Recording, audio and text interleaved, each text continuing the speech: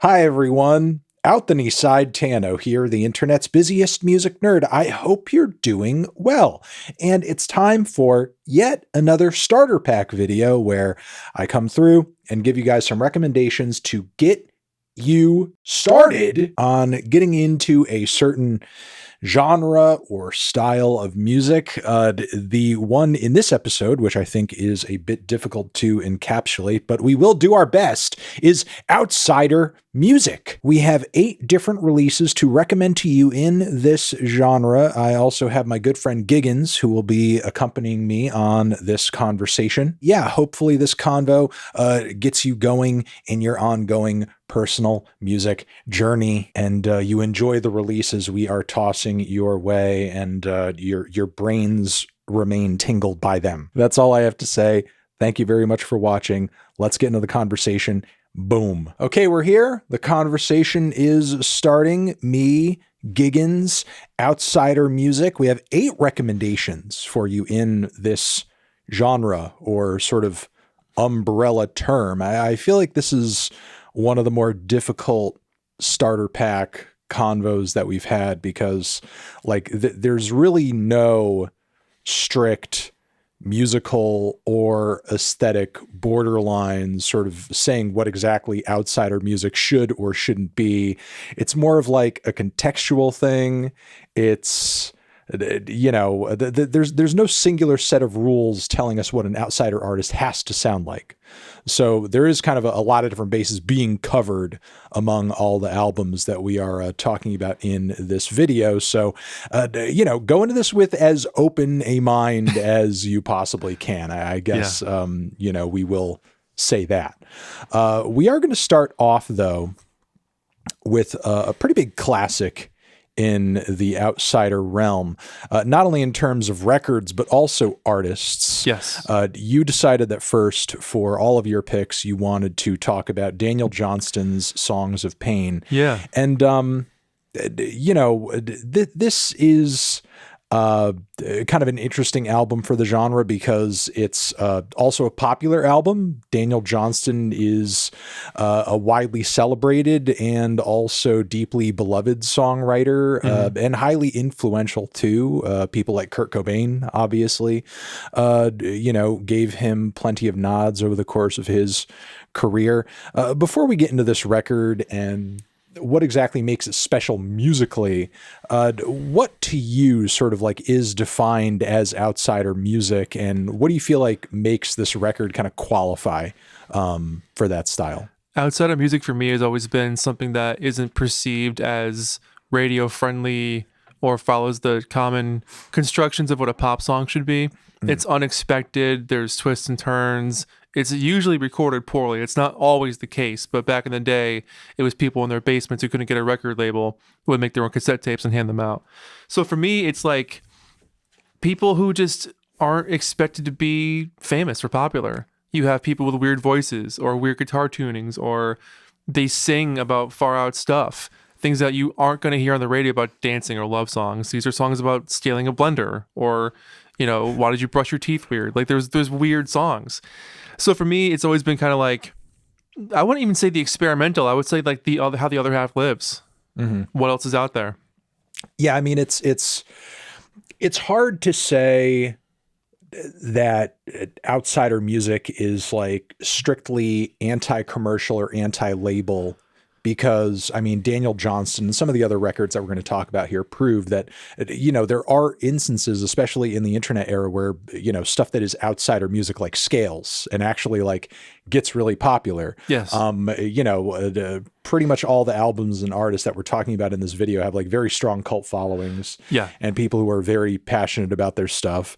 And, you know, look, over the course of the time in which many of these figures have been relevant, like they've sold more copies of albums than some artists out there who are struggling to try to be the next pop star. Exactly. You know what I mean? Exactly. So, I mean, I wouldn't necessarily say outsider music is always obscure, but it challenges what our conceptions of like what popular music could be or sound like. Like it could be popular, it could not be popular, but I think what's important is that it's going about things in a way to where it's clearly not that concerned with whether or not the music that is being created, the art that's being created, is commercially appealing, be that through a conscious choice, or there are some artists here who, I mean, I don't think they could make, a super huge commercial pop release if their lives depended on it. Right, exactly. Even with all the resources available to them, because it's just not them. It's just not what, is in them. It's just not what they want to do or feel inclined to do. So, with that being said, why did you go with this record? What do you feel like makes it significant for this style? And what do you feel like makes it a great recommendation for a video like this? Yeah, with Daniel Johnston, you hit the nail on the head there. Like, he does kind of create songs in a pop idiom. Like, his guitars are always in tune, or he's playing piano, or whatever he's going to play. He definitely has an idea of how the pop song structure goes, but because he's singing from such a naive, they say the word childish tendencies. Yeah, that's been a comparison. Yeah, he's got a very open, honest, voice, and what he sings about, he doesn't really care what the listener has to think about or what they're going to say about it. He's putting his heart in his sleeve, and that's all that matters. And that's what I feel like is the most important part of outsider music, is who cares what the audience says. But this record, it's what they call lo-fi. So it's recorded to a little tiny cassette recorder. And what's even more interesting is back in those days, he would specifically record the record to a tape and give to a friend or someone who was interested, years before he realized you can give one copy and get it mass distributed. So there were maybe even dozens of versions of this album floating around in the early 80s. But, it's pop, but it's from the heart and it's digestible, I would say. Whereas some other acts we're going to talk about later on, maybe even like Jandek, some of that stuff is really hard to get into. But if you want to hear something that's just different enough, but comes from an honest place, Songs of Pain is a great place to start. He sings all about love or the lack of love. Eventually, he'd go on to sing about things like Casper the Friendly Ghost and the creations he would draw. But it really is like hearing someone just fresh out of high school and those awkward feelings that you have. And, I feel like if this album came out even 20 years later, it would have been much more celebrated than it was even at that time. But it's become a cult record in that time. But I go back to it often. His voice is it breaks at times. His playing can be a little stiff at times. But he's got a knack for melody. And he knows what choruses are. And he knows how to do build-ups. So for me, it's a fascinating listen and probably the most digestible, but I think when you get into Daniel Johnston, you get into his backstory too with mental health issues and all the problems he had over the years, and you get a better feel for the guy, who he was, and what he went through. It's a great documentary if you haven't seen it, called The Devil and Daniel Johnston. If you guys are watching this, check that out. But Songs of Pain was his first record. I think a great place to start. Okay. I mean, out of all the records that we're kind of talking about in this video, the songs on this one definitely adhere to what you would expect in terms of normal song structure a lot of the time. And, making it pretty digestible. I think on the surface, what makes it feel the most outsider is that, as far as the recording quality, it's very demo-ish. Yes. The performances aren't always perfect. And, as you were kind of alluding to earlier, there's definitely, especially for the time period. I mean, I think this would kind of pave the way for styles of popular and underground music in the 90s and 2000s to come later. But for the early 80s, Daniel's songwriting was very raw and sincere. And I think for a lot of creators and writers on some level would feel almost embarrassing to kind of say and admit the sort of things that he was kind of getting into emotionally on these songs. Right. But, obviously creating in the space that he was and sharing these tapes with who he was, that probably put him in a place where he was maybe, and also taking mental health issues into account too, probably less guarded creatively than some people would be if they knew off the bat, millions of people are going to hear this. Yeah. Right. Right. So because of that, there's really almost an interesting incubator sort of feel to the writing and creativity on this record, because there is sort of an intimacy to it that you just, not just for this time period, but just generally don't get on albums that are, just super mainstream pop releases. I feel like these days issues of like mental health and all sorts of like personal emotional Vulnerable struggles stuff. is vulnerable stuff. It's a bit more normalized, for Much sure. more now. Yeah. But Daniel Johnston is sort of like breaking down that wall on this record in a way, and most of his other records too. Yeah. That continues to make him a standout and unique songwriter to this day. So it's no surprise with the bravery with which he created these songs that he would sort of not just have a cult following, but also be like an artist, while it may not be like the most mainstream type sound. There are a lot of songwriters that like look to him as like a shining example of the sorts of emotional displays he was putting on with this record. I would almost say subconscious bravery, because I don't think he even knew he was being brave. He was just singing about his life, No, that's kind of more endearing. Yeah, no, for sure. All right. Let's continue on to the next recommendation we want to make for you guys. I picked Wesley Willis's Greatest Hits. Absolutely. Which is his 1995 compilation that dropped via Alternative Tentacles Records. Wesley Willis was a Chicago legend, a songwriter, an artist of many stripes, but it's really his music that helped sort of like define him and make him popular. And I'm sure in, sort of like this weird internet meme era, some people have sort of like in their travels online have stumbled across tracks like Rock and Roll McDonald's, or maybe some kind of like sample or reference or something. But, if you haven't, that is one of many great and classic Wesley tracks off of this record. I mean, he has multiple albums, but I feel like the Greatest Hits really kind of serves as just a really good depiction of like his trademark sound and just the variety of stories and emotions that he would sort of like, explore with it.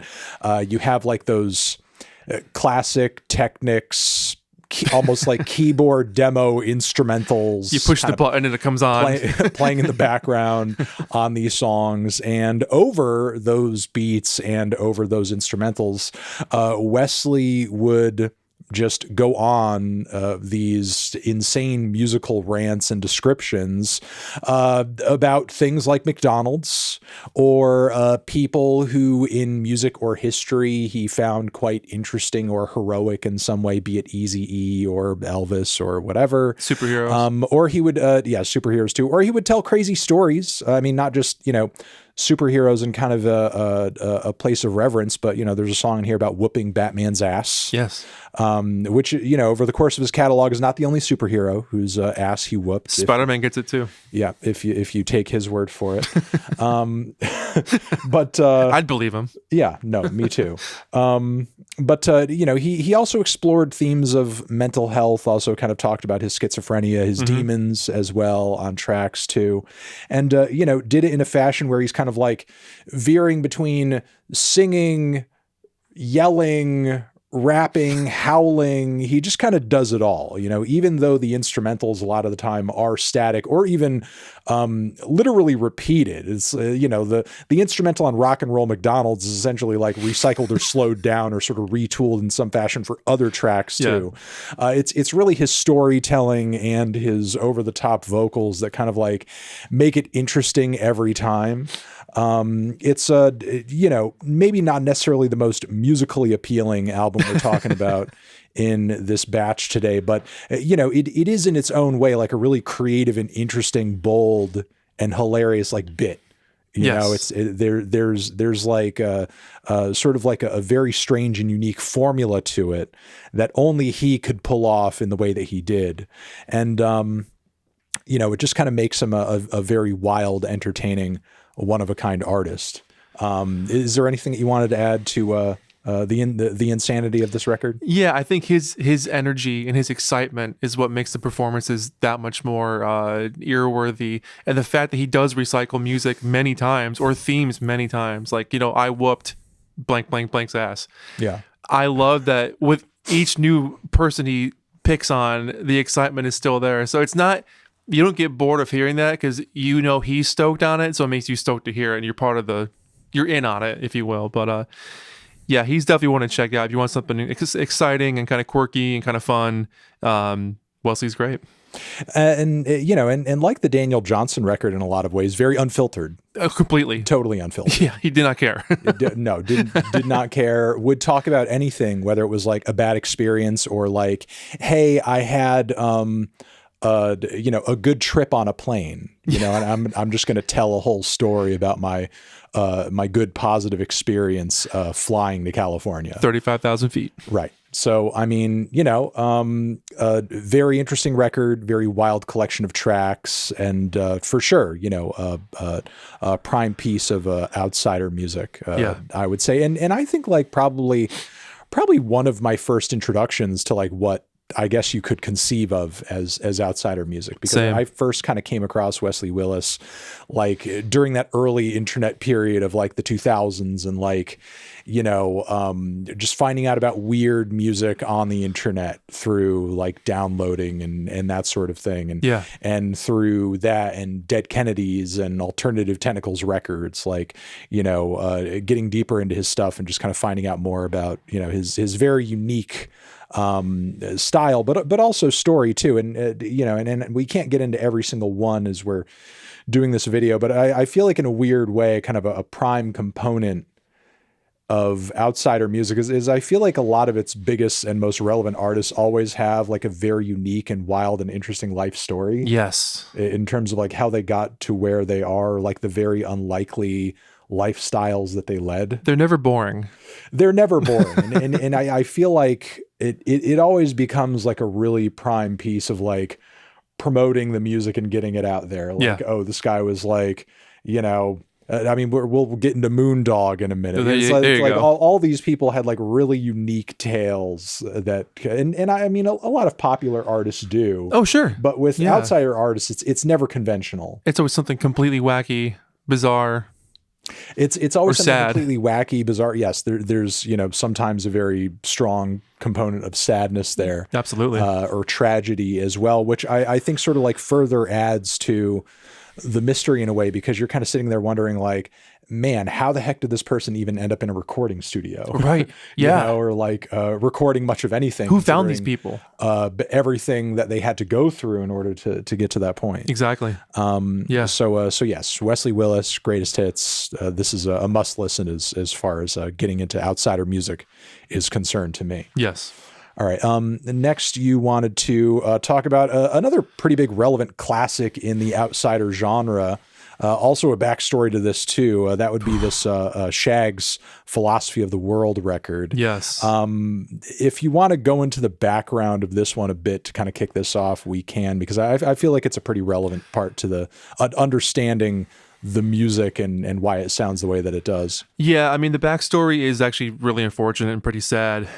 These sisters had a dad who, long story short, this guy's mom read his palm one day, said, you're going to have like 2 sons after I die. You're going to have 3 daughters of the former popular band. And these things were happening in his life. So he like followed through with his mother's prophecy. Unfortunately, these girls wanted nothing to do with music at all. They couldn't care less about being in a rock and roll band. And they were formed in like 1965, and they were a band until their dad died about 10 years later. So they were forced to do this for a long time. And they just couldn't get it together. They weren't musically inclined, which is not to say that they're bad. They just, one, they had zero interest in it, and 2, they just didn't want to do it. So there's a couple of things factoring in there. But the Philosophy of the World record happened after the group had been playing many shows, and the dad was still determined to get them famous. Right. And it happened. I mean, his prophecy did come true. Yeah, it did come true. But he was apparently a real POS and did some really awful things to these girls. And most of them kind of dipped out of music after their dad died. I mean, understandably. Understandably, yeah. But this record is fascinating because you have a group of kids, basically, early 20s, who wanted nothing to do with the limelight, being in a band, being famous. And it's a beautiful mess. This record is all over the place. The guitars are not in tune. The drums are all over the place. There's bass sometimes. Vocally, it sounds like if Nico was on Ambien. It's just like the most wild trip of a record. And, for a lot of people, myself included, My Pal Foot was the first song I ever heard by them. Right. And I think that was on a CD that I got with this great book called Songs in the Key of Z by Erwin Chuzet, who was a writer back in the day. And it was all about outsider musicians. And I got that in high school or something. But hearing that song for the first time, I was like, what is this? Like, this is like true outsider. Like, nothing makes sense. And when they recorded the record, they had studio musicians come in to try to fix things, and they couldn't fix anything because everything was all over the shop. Nothing was in tune or in a tempo. But it's an interesting album. There's songs about relationships, there's songs about Jesus and God, there's songs about imaginary friends. It's a really bizarre little record, and you kind of want to enjoy it for the weirdness of it, but then you also know the backstory, and it's like, damn, these girls got forced to make this thing that they hated. Right. You know, they hated this album. You know, it got reissued in 1980 on Rounder Records, and at the time, the girls thought they would have to fund it, not knowing how reissuing worked. These people wanted to put it out for them. But long story short, Dot Wiggins from the group has done her own band over the years, and I actually got to see them one time, which was crazy because I had no idea who it was. I got to the show late. I went to see New Inchmoke Hotel one time, and there was this group on stage playing kind of wacky music, and then they played My Pal Foot Foot. I'm like, what the hell is this? It turns out it was the Dot Wiggins band. But yeah, I would say quintessential outsider music, philosophy of the world, the Shaggs. Yeah, I mean, it's in its own sad way. It's like just a weird social experiment. Completely. Like you know, it's literally what happens when you just like force children to record an album, but like do it in a way where they're left completely up to their own devices in a way. Because I mean, you know, it's not to say the backstory is funny, but what's a funny component of it is like, you know, like when you look at the greater context of the record and like what the dad was forcing to happen, like seemingly he knew even less about writing songs and making it in the music industry than his children did. Absolutely. Because the thing is, like, you know, we're not talking about a Jackson 5 here where, you know, you have like this family affair going on where the adults are in the room who actually have like some kind of conception of like, this is what should be happening. This is what needs to be, you know, this is what they need to be doing musically. Yeah. And performance wise, in order to actually like make some kind of like, you know, commercial success happen. Right. Like I feel like their dad on some level just expected, well, if I just give these kids instruments and I just make them do it.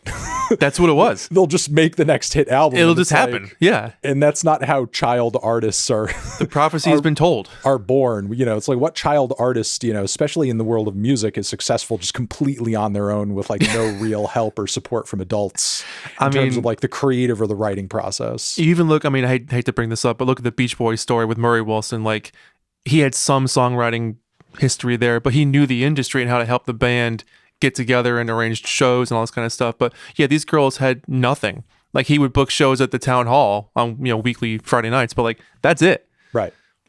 So as a result, like, you know, you end up getting these songs that, like, I mean, they are, and they sound like they're just written from the perspectives of children. Yeah. You know, they're just singing about who don't know how to write songs. Their first thoughts about God because they're being exposed to religion and the world around them. They're singing about their imaginary friends and that sort of thing, because that's like what children would do if you forced them to record songs by themselves. This was their whole world. Yeah. Right. So that was their philosophy. So yeah, I mean, you know, it's the album pretty much in its own way is obviously entertaining and interesting, but you know, proves the question of whether or not kids just know how to write pop songs by themselves instinctively.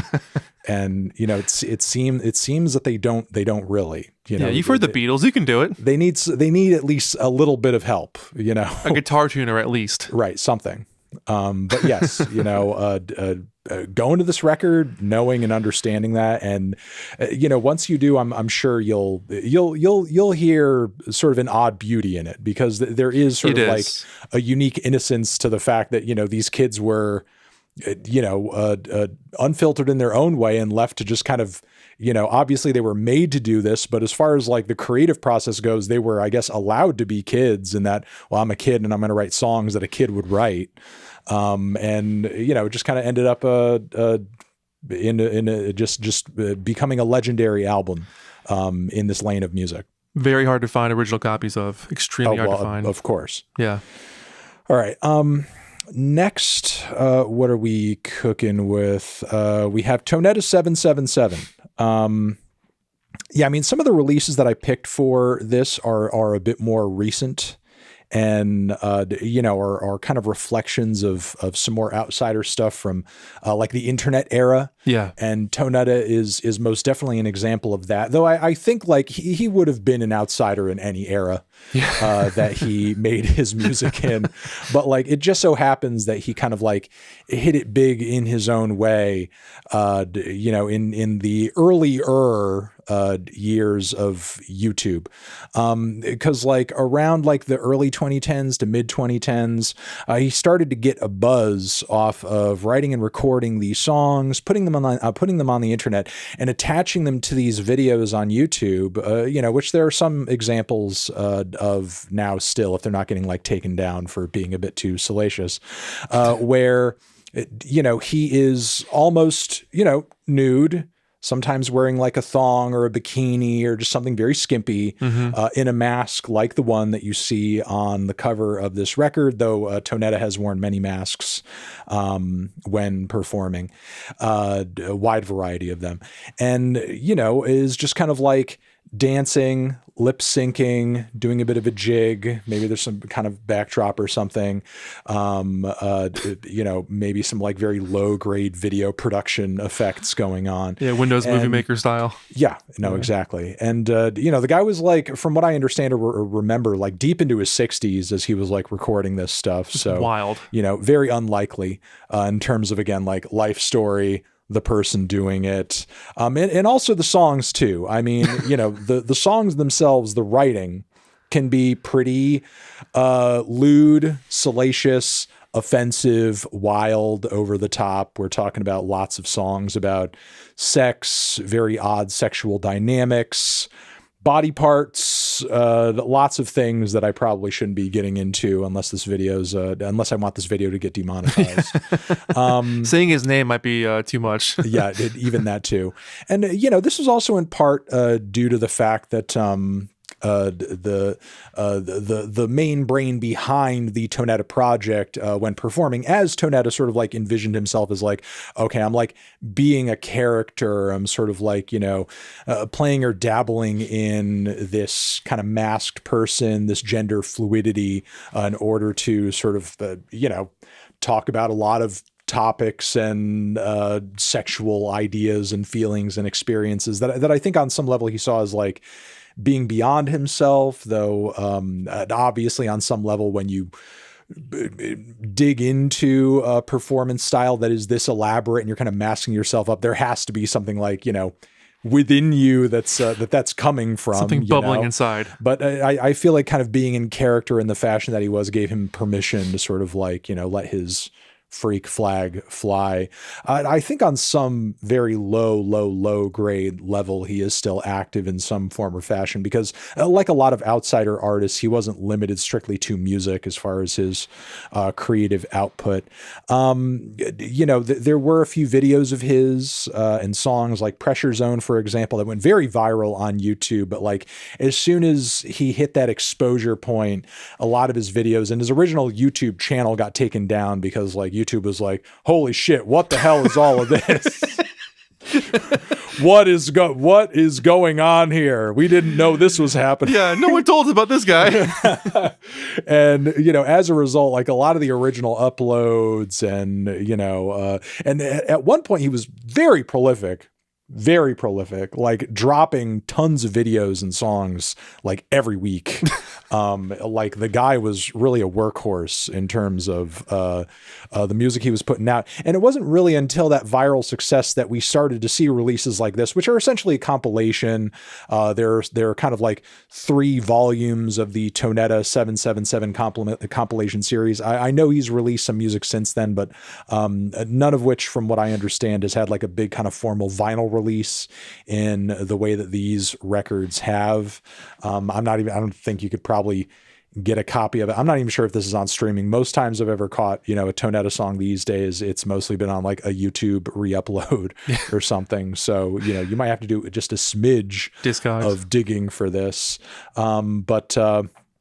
Just a very lewd, crude, strange, sexual songs, just very odd and outsider artist to its core for sure. So Tonetta 777. Yeah, that's my next contribution over here. Do you want to move on to the next one, or do you want we to could jump on Tonetta thoughts? You pretty much summed that one up. Yeah. Okay, all right, okay. Next, you had chosen this. I haven't heard of this guy before.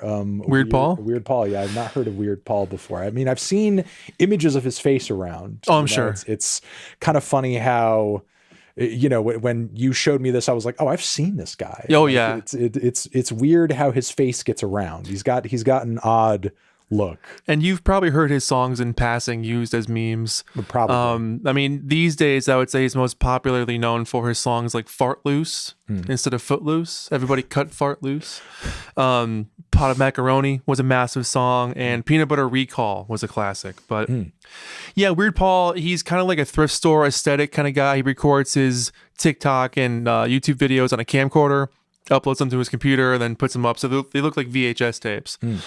But he's definitely in the world of outsider stuff, I would say, only because of that thrift store aesthetic. He's kind of stuck in a certain period of time, but he's been making music since he was a teenager in the 80s. And this record here, In Case of Fire, throw this in, is definitely like a kid in high school coded. There's like learning how to play guitar feelings on this one where like the riffs are kind of static or chunky, but then sometimes they sound fantastic depending on what he learned that day. There's songs about getting a haircut, not wanting to cut the grass, stealing science equipment from your classroom, not wanting to go to work, like stuff you feel when you're in high school. But it's fun. It's exciting. His energy is there. He was a huge Ramones fan, so a lot of them are very punk inspired, and his vocals are sort of Ramones inspired throughout their album as well. He's put out a bunch of albums since. And he's gotten a lot better, of course, musically. He plays a bunch of shows, and he's definitely kind of known online as the alternative rock guy, if you will. But yeah, I included him specifically because of being a more modern artist as well, kind of like Tonetta. But this guy's, Weird Paul's still active. But we're at the point now where what really does equate for outsider, and does popularity have something to do with being an outsider musician? Because he's so easy to look up and find his stuff now. Whereas some artists, you have to, something like Daniel Johnston's work, most of it's only on cassette still. You can buy CDs, but it's kind of hard to find. The Shaggs album's hard to find on reissue. So it's almost kind of like, where do we stand with what's considered outsider at this point? Because it's changed so much from what it was originally considered. Like, it was bad music that people sometimes enjoyed ironically. Now it's like, oh, there's good music out there, but it's like lo-fi recorded, or only on Bandcamp, or only on a YouTube upload. Even like that Cindy Lee album last year was only on a YouTube upload. Is that outsider music? So right, in some ways it does kind of qualify. Right. The internet and the social media age have definitely like created a new paradigm for these artists and what you could call this style of music. Because like in the case of Weird Paul, even though this person isn't on a label, if they're putting in the legwork to, be uploading and engaging regularly on social media on some level, and they're building a fan base on that front, like it may not be commercial in the traditional sense that like Sabrina Carpenter is commercial, but like it's still gaining an audience and it has like an appeal to it. And there's like people out there who are passionate about it and talking about it and sharing it. And, it's definitely getting more exposure than it would have if we were talking about somebody who's just like recording a bunch of home tapes in the 80s and maybe there's 6 copies max of a certain record and they're just kind of passing it around to people they know. Yeah, exactly. But he's one to check out. His stuff's on Spotify, but check out his Bandcamp. But really cool stuff. How would you say he's like evolved artistically from this point? Because obviously this is a very early release of his to the stuff that he's like making now. Yeah, he's much more fluid now, much better artist. He grew. Does it come off like as weird or sort of off-putting? I would say outsider to you? More comedic. There's definitely some serious songs, of course, but he's definitely got a comedic bent to his music for sure. But, structurally and playing style, he's much more confident than he was, when you're 16 as anybody would be. But yeah, I would say it's more still rock and roll, but not going to be on the radio anytime soon. Okay. Yeah. But check out Peanut Butter Recall. That's a good one. Okay. Also not going to be on too much radio anyway anytime soon. We're going to talk about a New York-based legend, a composer of many sounds and styles, and someone who also has a very kind of rich backstory. That would be a Moondog. Yes.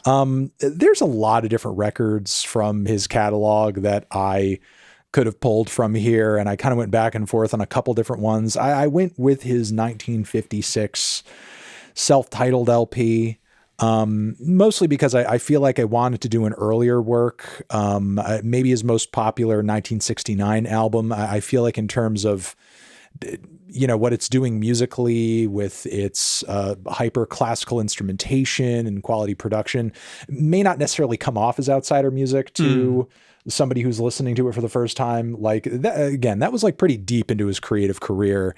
And, you know, you can really hear how, in terms of, I mean, it's a very good album, but maybe not the best for this list, because as far as classical music is concerned, obviously it's a unique record, but I think a lot of people might hear the album for the first time and think like, well, this is quite formal, you know, and think like this isn't necessarily like the most difficult thing to get into. Well produced. You know? Yeah, exactly. Major label. I feel like this album over here is a bit more of a head scratcher and, you know, pretty unique for Moondog and unique for its time as well.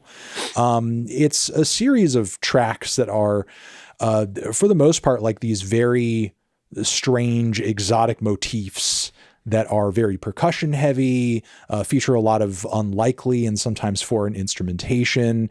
And the compositions themselves don't so much feel like formal compositions as much as they feel like they're less songs and more places. You know, I mean, as I was kind of like writing notes on this, I'm listening to the tracks and thinking like, this doesn't feel like a song to me as much as it feels like a busy city street. It's an experience. Or like a jungle. Yeah. Or a marsh. It's somewhere else. Or like a town square with like, you know, stalls and shops and people kind of moving about. Yeah. Like every single piece just kind of just instantly transports you to a different place, a different time. And, you know, being blind himself and sort of experiencing the world in a different way than I think most did, I could sort of see how on this record he might want to make pieces that were like evocative of, you know, almost like travel and just being in different spots, being in different areas, being in different contexts. Yeah. You know, is really kind of like what this record feels like to me when listening to it. There's a lot of field recordings in the mix as well. It's often not just instrumentation, but like, you know, audio recordings of other stuff being thrown into the mix in order to kind of further evoke the feeling of being somewhere. But you know, again, kind of unique sound and record and concept for its time and quite ahead of the curve, like a lot of other stuff that Moondog did. He's often been cited by lots of, you know, left field minimalist and classical composers like, you know, Philip Glass and the like, who, you know, found a lot of genius in his works. You know, some of his records have a lot of parallels to jazz and more improvisational music. You know, what kind of flavor and sound you're getting really depends on the record. Classical. Yeah, no, obviously. But I feel like this album in particular, it's just kind of one of many flavors and directions you would go in the Moondog catalog. And, you know, again, one of the more left field releases in the batch here, not super formal songwriting. Again, a lot of tracks that feel like vibes, motifs, which, you know, as far as like commercial music releases during the mid to, you know, late 50s was not common. No, you know, it's like new age stuff and music that's just there to kind of like set the tone or evoke such things feels like much more commonplace and more easily accessible now. Whereas like, you know, somebody like Moondog who already didn't have a super commercial career and like was making money busking, you know, for the most part in New York City up to this point. As a Viking. Yeah, yes, as a Viking, dressed pretty much as a goddamn Viking. The Viking of 6th Avenue. Which, I mean, at that point, why wouldn't you give money to a musical Viking? What the hell? Why not? I mean, that sort of seems like post-war mentality. Yeah, exactly. Yeah. That sort of seems like the best way of going about doing things.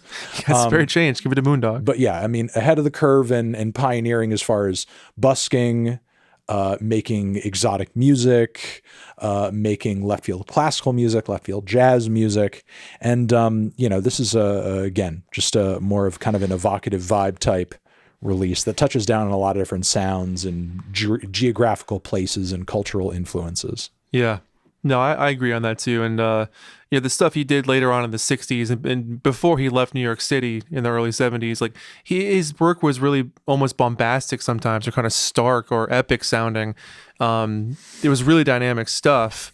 And it's funny, like, Bird's Lament, like that song. That's probably the first Moondog song anybody has heard. It's been used in commercials. It's been used in all kinds of stuff. So he's probably more popular than we think. But yeah, for a guy that made his own instruments and he was blind and traveled the world and had a whole life, like he really made some fantastic art. Yeah, of any outsider artist, he arguably had the fullest and one of most eventful existences. Yeah, absolutely. That's a good way to put it. Yeah, for yeah, sure. yeah. All right. Moving on next to, you wanted to do this Jandek album. Yes. Yes. You're a big fan of Jandek. Yeah. Yeah. Sort of explain his context and where this album fits in his very sort of unique and dense catalog. Expansive. Yeah. Someone once said it best: imagine the Beatles and then strip away melody, harmonics, dynamics, and then whatever's left is an idea of what Jandek might be. Jandek is probably, for me, like the quintessential outsider musician. He's out of Texas, and he's been making records since 1978. And at this point, there's almost 80 albums. And for the most part, I would say from the late 70s to about the early 2000s, most of them were in his house or in his basement or wherever he recorded. The last 20 years or so, there's been a lot of live recordings. He's playing shows now, which is cool. But he was known to be, just home by himself, and you get these weird album covers with like a weird picture of himself or a landscape, or he was traveling somewhere. He's very well traveled, but the music on his records ranges anywhere from weird detuned acoustic demented folk singing to just a bass guitar or a 9 CD box set of instrumental piano work. And this record here, Lost Cause, came out in the early 90s. And I picked this one because it wasn't as eerie or weird or creepy or off-putting as some of his music can be. It's actually what I would call a poppiest release that he has, where there's actually like a tuned guitar in a conventional tuning, tradition. Vocally, he sounds really confident and really assured. And there's some songs that are like decent blues songs, like Baby I Love You is like a Muddy Waters song. But for as pleasant sounding as this record is, the last track on it, The Electric End, is a 23-minute explosion with a full band. It sounds exactly like what you would expect. It's just noise rock. It's him screaming for 4 or 5 minutes, and then it just trails off into a migraine-inducing, trip through hell for the next 20 minutes. But it's a fascinating record because you get best of both worlds with him being sort of calm and, inviting, and then this really manic ending track. But yeah, if you want to enter more of his world, his first record, Ready for the House, you can't go wrong with that one. Naked in the Afternoon is one of the creepiest songs. Telegraph Melts has a song called You Painted Your Teeth, which is a song with him screaming at you for painting your teeth. And the creepiest song ever called Mother's Day Card, which is a terrifying song. And then a newer album called Rudyards is a live record they put out. I call it Jam Deck because he's jamming with these two guys. One's playing a slap bass, and it's like the most fun thing I've ever heard. But yeah, Jandek is an amazing individual. He's on his own label, Corwood Industries. And for those watching who are nitpicky, I'm just calling him Jandek. I know that's the project name is Jandek. If he's jamming with somebody or by himself, it's the project name. He's the representative from Corwood is his official title. He doesn't go by Jandek. But yeah, massive discography. I've seen him live a couple of times, which is just mind-blowing. And I'm going to save this story for another day, but I got to meet him, which was equally incredible. And one of the few times I've been massively starstruck. So that's my Jandek story. But Lost Cause, I feel like, is a good middle ground of weird and accessible at the same time. Okay. I'm sure the viewers appreciate you picking some easier listening in his catalog. But put on You Painted Your Teeth if you want to keep yourself up at night. All right. Last one in the bunch, and maybe a record that some people would kind of like scratch their heads at the inclusion of, but I do genuinely feel like rap pioneer Mr. Lil B does qualify as outsider music. Even though, again, he was like massively popular during the early years of, I guess, like our current social media era. His output and his popularity have kind of like waned a little bit in recent years, but, nobody stays popular forever. And I feel like he has kind of like, backed off a bit of the regular and very prolific output that he was once known for. And for the most part, like I feel like his very unique impact on modern day hip hop has already been sort of like made. Like I feel like Lil B, as far as his impact and influence goes, and the mark that he's made on rap music, it's done. He's completed his mission, if there was a mission to complete. And again, Lil B, I do perceive him as an outsider because he managed the entirety of the most significant and important, parts of his career totally independently. Just like completely without a label. Yeah. And, basically made a name for himself by, artistically speaking, just flooding the zone in a way that no artist was at the time. And, I wouldn't say he's like completely without his influences or, his,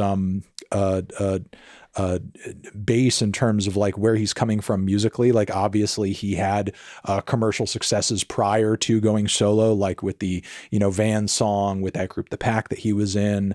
Obviously in terms of like his work ethic and output ethic, he took a lot of inspiration from people like Lil Wayne, with his obviously a very prolific mixtape period. And, he was legendary too for sort of like being able to rap off the dome, which Lil B mostly did on his tracks as well. However, Lil B was provably nowhere near the lyricist that Lil Wayne was at his height, at his creative heights, and never went on to be either, even with having put out countless songs since the release of this Lil B Blue Flame mixtape. Now, this is one of his earlier and more sort of classic mixtapes, I suppose you could say. And, Lil B was really all about sort of like breaking rules, going against people's conceptions in terms of like what they felt like rap standards should be. I think there may be some younger, newer music listeners that hear this tape, and it's kind of weird because I know that Lil B, the kind of the sloppy off the cuff way in which he raps on this record and a lot of early tracks like Wonton Soup and the persistent ad libs and even how distorted some of the instrumentals are. You may hear this stuff and be like, I hear shit like this all the time now. And it's like, well, yeah, that's kind of the point. Right. It's like common now. Back then when this project released, people were like blatantly offended by records like this. Or like the rapping is trash. Right. The bars are terrible. He rapped the same word with the same word.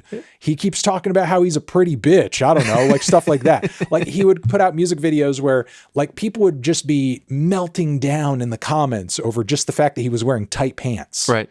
Or had on sort of like, women's earrings or like an old lady sun hat, while just like the rest of his outfits, just like t-shirt and jeans or something, Yeah. Like people would freak the fuck out. It's all mainstream now. Over just the smallest things about how he would dress or how he would rap or some random lyric. He would make a lot of like, I wouldn't say kind of parody songs, but tracks where, like many a Wesley Willis song, there's almost like a bit to it. He's like, I'm Miley Cyrus, I'm Paris Hilton, shit like that. And there's just like so many catchphrases and memes and sort of like repeated inside jokes that like, the more you listen to him and the more you kind of get into the world of the based God, you kind of like start really enjoying those references. And it's like, oh, okay, I get that joke. It's like, it's like just being in on a really smart, very entertaining kind of like elaborate gag or troll. But simultaneously, like, I feel like with so many of Lil B's ideas, especially on a tape like this, with them catching on in the way that they have, you can go back and listen to this and actually just like unironically enjoy it. It's like he's kind of like set the standard in a way for how a lot of people make their music these days. Oh yeah. Absolutely. In terms of just like being super off the cuff, just being very in the moment, just kind of firing off of pure charisma and just sort of like raw intuition, and, favoring like the most kind of noisy, chaotic, insane, almost like low budget instrumentals that he could like find to rap on top of. And, you know, he got super popular during this time period and eventually had like producers jumping over each other to produce for him, you know, and went on to help popularize like certain production aesthetics, like, you know, the whole cloud rap thing with Clams Casino. You know, if it wasn't for a lot of his biggest, most viral internet hits on the internet, you know, Clams might not have gotten as popular as he did in the early 2010s, and that sound might have not caught on in the way that it did. You know, and even people who, you know, kind of made their name in that style, like A$AP Rocky, for example, you know, referenced Lil B in their songs, and you know, Lil B had that moment where he almost had a bit of mainstream appeal and was like a XXL freshman, and like there's literally videos of this man rapping with Kendrick Lamar, you know, and everybody in the room like, you know, kind of listening to him being like, oh, okay, he's actually like kind of decent, but this is also kind of like, but simultaneously a little weird. Like, what's going on?